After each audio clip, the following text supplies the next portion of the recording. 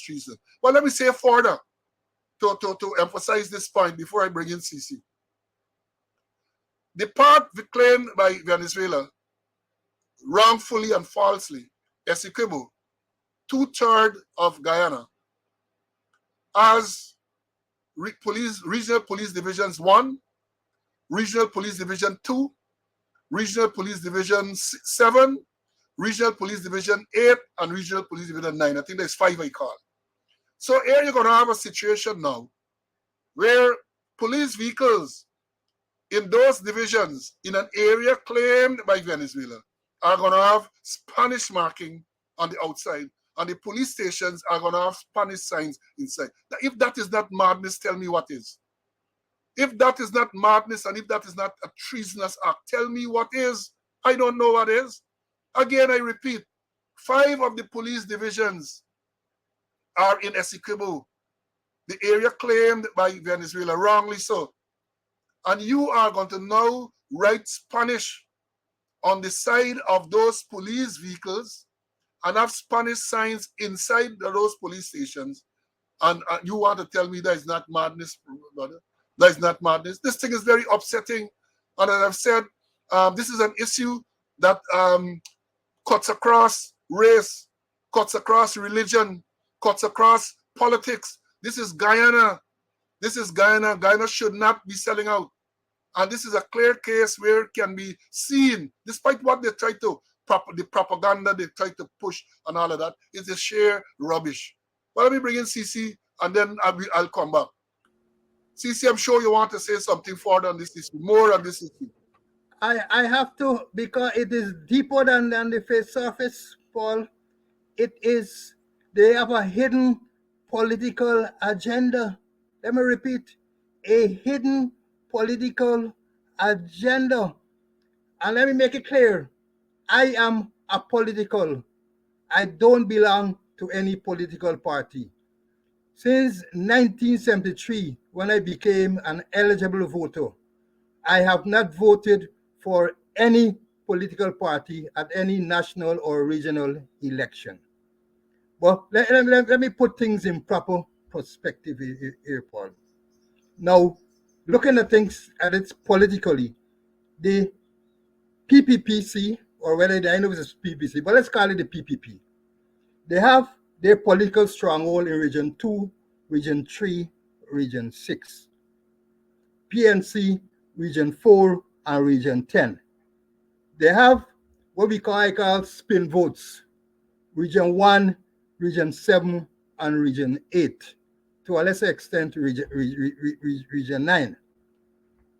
Now, the Venezuelans or the Spanish people, there's been a great exodus of them coming to Guyana, particularly in Region 1, Region 7, and Region 8. The thinking is, or there's a school of thought, Paul, that if the PPP wins big, massively in Region 2, 3, and 6, which is their stronghold, and they capture either Region 1 or Region 8, Region 1, 7, or 8, they are likely to win the election. And if the PNC wins massively in Region 4 and Region 10 and capture the votes in Region 1, 8, 1, 7, or 8, they are likely to win the election. So bringing the Spanish people in and accommodating them, treating them good, and I won't be surprised if later on they mightn't give them citizenship, but if later on they got ID cards, and ID cards will entitle them to vote whether they name on the preliminary voters list or whether the final voter list. It will give them the opportunity to, you can't rule out the possibility of them voting at elections, and they're in large numbers.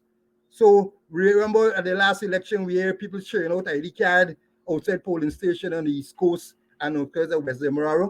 Those things could happen. So I'm saying that part of the plan is political. Treat the Spanish people good so they know that they're in your corner. Give them ID card. whether lawfully or unlawfully. And when election time comes, we know that people vote. We know people who've been overseas living well during voting time also vote. That all kind of thing will happen. So the part of the thing is for them to treat them good. You might make them citizens. And I see in today's paper they're talking about some citizenship seminar or something like that. That it is likely that they're gonna get ID cards and they're gonna vote for people who treated them well. So it's part of the political strategy, and that is one of the hidden agendas, Paul. Yes, yeah, I saw that thing with citizenship and all of that too, and I believe exactly what you're saying. I believe that. But let me come back to some of the statements made in respect to this thing. Minister Ben, this is from Newsroom, is saying that, and this is something that published on the 19th, 2 days ago. Minister of Affairs Robson Ben Tuesday explained that this sign story is to cater for a significant number of people in the country who speak Spanish. That is what he's saying. Well, we have already addressed that. You got significant number of persons in Florida, in Texas. Somebody told me other places, New York, and other states, and they don't do this. So there must be some hidden agenda in doing this. And he goes on to say it's an attempt to respond to the many persons in the population who speak Spanish. It's just a bilingual thing. That is what they quote the minister as, it's just a bilingual thing. Ben told Newsroom in an invited comment.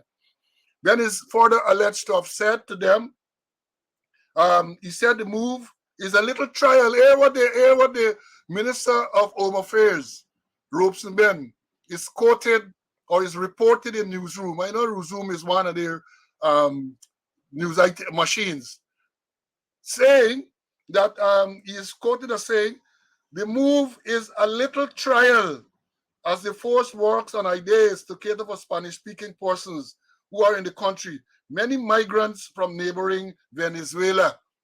So the little trial story is what Ben is quoted as saying. And then it goes on to say the police, quoting Ben again, is saying the police are working on ideas in respect to it. I think they are doing a little trial at it. There is an attention, of course, to reflect the significant people in our population who speak Spanish. Then he goes on, the newsroom go down to quote here saying, they say the newsroom also contacted Commissioner of Police Acting, Clifford Ikin, for a comment. Ikin said that he is aware of the concerns raised and the force will be issuing a press statement shortly. Well, the press statement that the force issued from the propaganda unit, as I said, they said the decision is part of the provision of a broad-based and efficient police service to all. How, again, I ask the question, how just writing the name or having these signs will improve the efficiency of the police force? And then they talk, CC touched on it, they talk about this being part of the strategic plan 2022-2026. I have a copy of that plan. Nowhere in that plan is this thing about having Spanish signs on police vehicles or in police station can be found. No place in this strategic plan. So it's just a lot of lies. Just a lot of lies.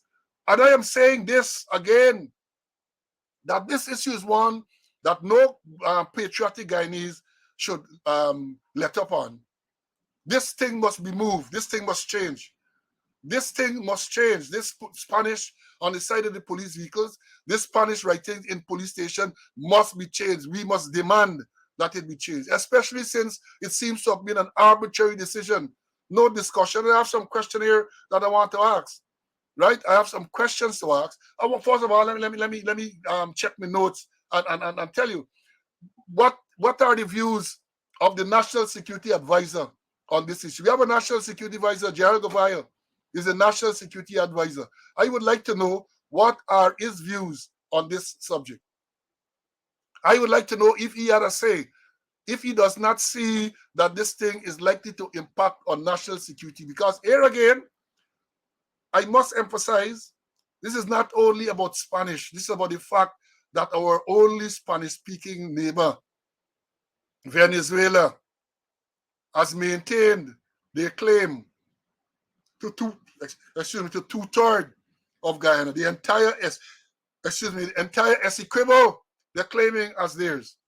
And it cannot be a coincidence that now that all these things are happening, the Venezuelan president started to rattle his saber again.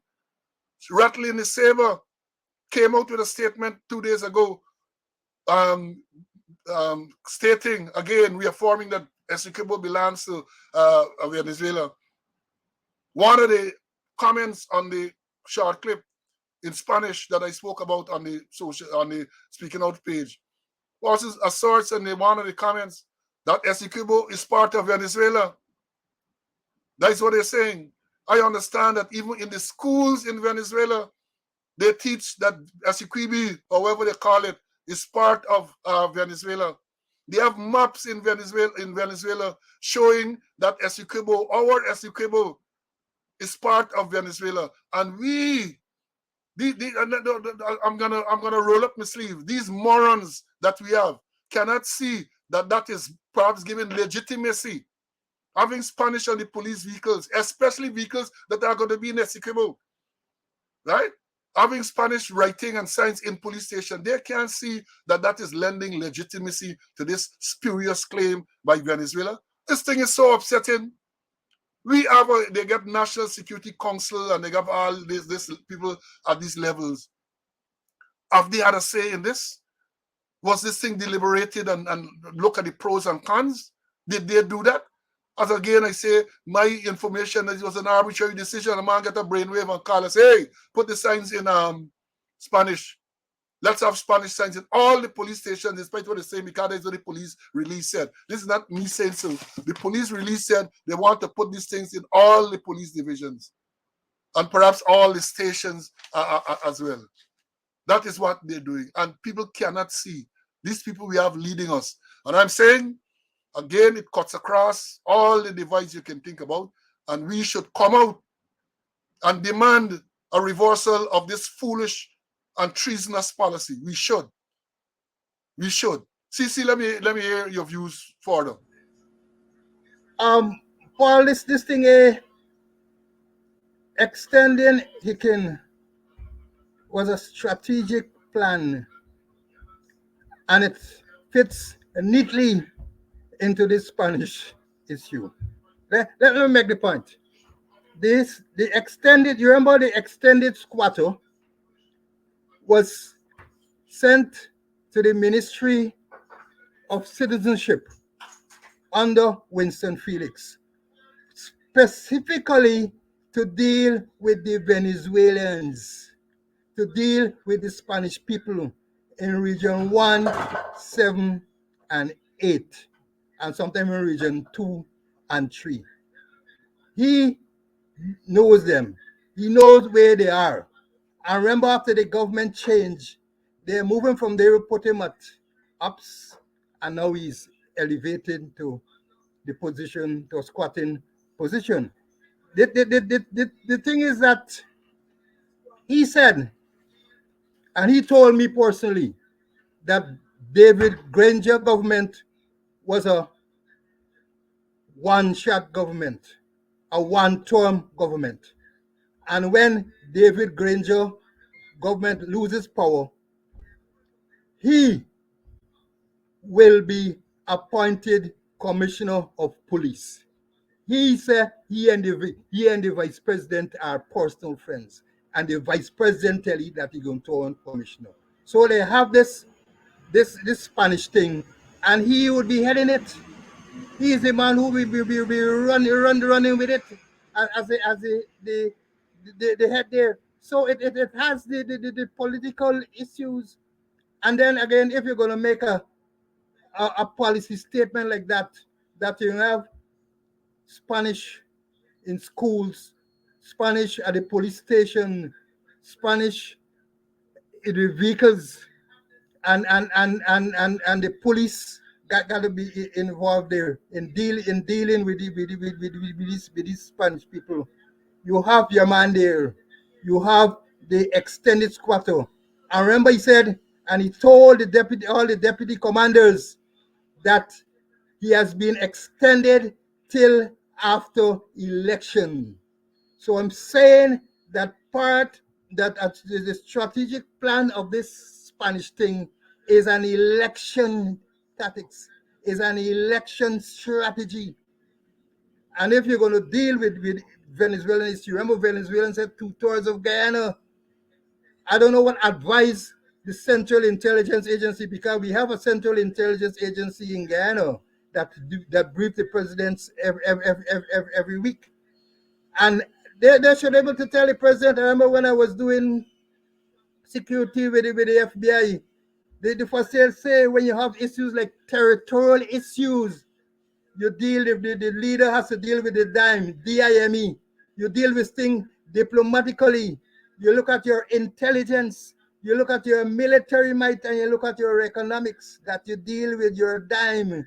So this thing here is political, and they have people in place to carry out it. It's an election strategy, and that is what is happening. And not just by the way policing it. It's an election strategy to stay in power. And then you have the squatter there, you extend him till long after elections so that he can carry out your task. Well said, well said. Well, let me say, again, let me understand what happened there. Gordon Mosley, I think, is the first person of highlighted this thing publicly. And then we had in our program on Monday, we spoke at length about it. We did this short clip. It's a 12 minutes clip. Has almost 70,000 views. People from all walks of life are viewing and are commenting and are expressing their disgust at this movement. So you had that. The police hustle and the issue they release, trying to justify, according to what the thing say, the Guyana Police Force defended its decision to have the Spanish word police added to its vehicles. They say added. But when we saw the clip that we showed, it's nothing added. Look what's going on. So it's not, and again, let me deal with language, They say added to the vehicles. But this is not added. This is only Policia. It's the English word that was added, not the Spanish word. So let's understand this thing clearly. They're saying that the Spanish word was added to the vehicle. But what we see, the Spanish words was emblazoned on the vehicle. And later on, I understand that you now have the police word on the vehicle. But the Spanish words alone was there along with the police crest. Now, so all right, so this thing make a big noise. People talk out about it and so on social media, a few letters, well, quite a few letters in the media calling this thing an asinine move, and I agree with that. And almost on cue, the president of Venezuela on the 19th, again, the thing, issued a statement which says like this: Venezuela government on Tuesday criticized Guyana offshore oil bidding wrongs and said companies seeking up the 8 blocks will not have rights to explore the maritime areas. So here it is. You have Venezuela again trying to interrupt the development in Guyana. President came out with that statement. He goes on to say that the Venezuelan thing, well, they're pointing out here that the International Court of Justice in April of this year, the International Court of Justice ruled that it had jurisdiction over the issue, which will determine the rights of the country in the rich oil and gas, especially offshore. So here it is. We know what's going on with the oil and gas being developed. The matter is before the International Court of Justice. And therefore, we have a right, we Guyanese have a right to continue to develop our resources. This is not a game of politics. We have a right. So we have been doing that. So they had oil blocks bid recently. 8 oil blocks were up for bid. Exxon and other people bid for the oil blocks. And immediately thereafter, Venezuela president came out to say that this thing is illegal. In other words, he threatening, now goes on to say, Venezuela strongly rejects the illegal licensing wrong being carried out in Guyana, as it intends to use maritime areas that are subject to the limitation between both countries. Further, he says, Venezuela argues that Guyana does not have sovereign rights over the areas So any oil activity there must be done in agreement with Venezuela. You're not